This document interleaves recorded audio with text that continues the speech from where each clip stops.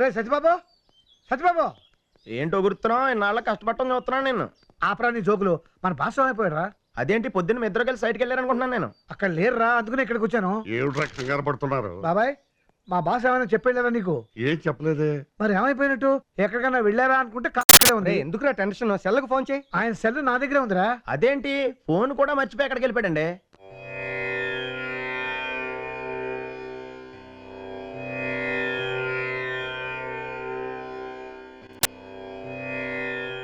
నేను తప్పు చేశాను నాయనమ్మా.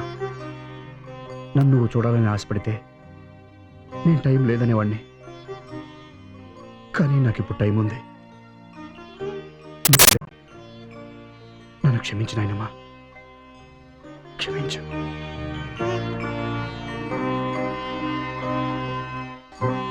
నాయనమ్మ నన్ను క్షమిస్తుందంటావా డాడీ?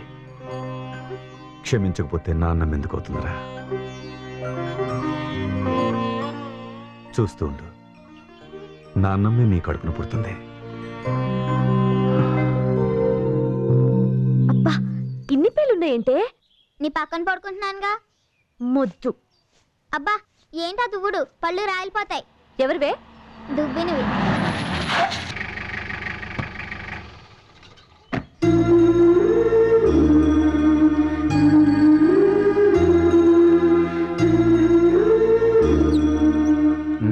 వైదేహి, నీకోసం గిఫ్ట్ తెచ్చాను చూడు. నాకొద్దు, నాతో చెప్పకుండా వెళ్ళిపోయావుగా. నేను నీ జట్ పచ్చి.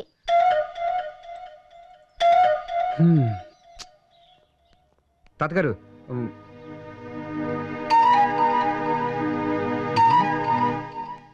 అంకుల్, తాతయ్య గారేంటి సీరియస్గా ఉన్నారు? మనసకాయ కొట్టాలన్న ఒక కత్తేది. పదండి. ఏమైంది వీళ్ళందరికీ?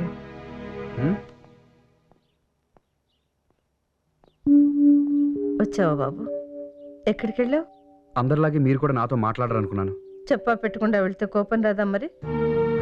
నాయనమ్మ గుర్తొచ్చి తీసుకురాకపోయావా? 4 రోజులు ఉండి వెళ్ళేవారు.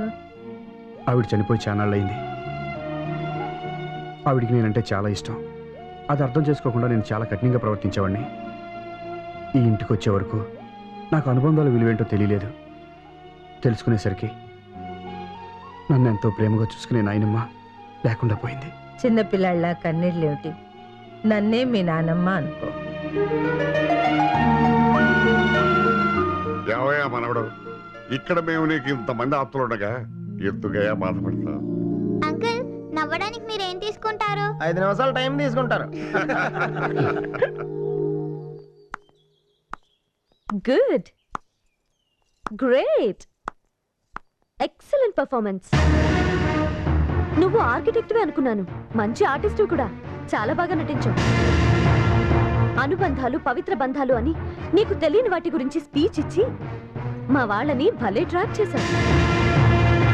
నువ్వు హైదరాబాద్ వెళ్ళింది మీ నాయనమ్మ గురించి కాదు, నీ ప్రాజెక్ట్ ప్రోగ్రెస్ గురించి. ఏంటి, నాకెలా తెలిసిందనుకుంటున్నావా? ప్రాజెక్ట్ డీటెయిల్స్ వచ్చాయని, ఫస్ట్ పేమెంట్ 5 కోట్లు రిలీజ్ చేస్తున్నావని నీకొచ్చిన ఫ్యాక్ట్స్.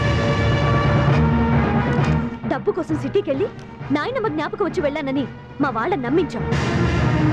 నువ్వు అనుకున్నది సాధించడం కోసం చనిపోయిన మీ నాయనమ్మను కూడా ఉపయోగించుకున్నావంటే చిచి.